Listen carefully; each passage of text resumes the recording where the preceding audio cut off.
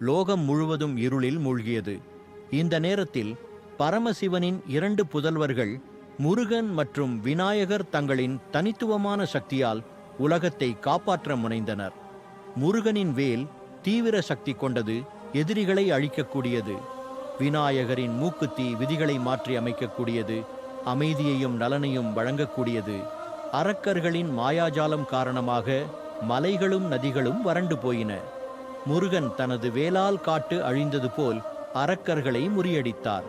ஆனால் உலகத்திற்கு அமைதி தர வேண்டும் என்பதற்காக விநாயகர் தனது மூக்குத்தியை பயன்படுத்தி இயற்கையை மீண்டும் உயிர்ப்பித்தார்.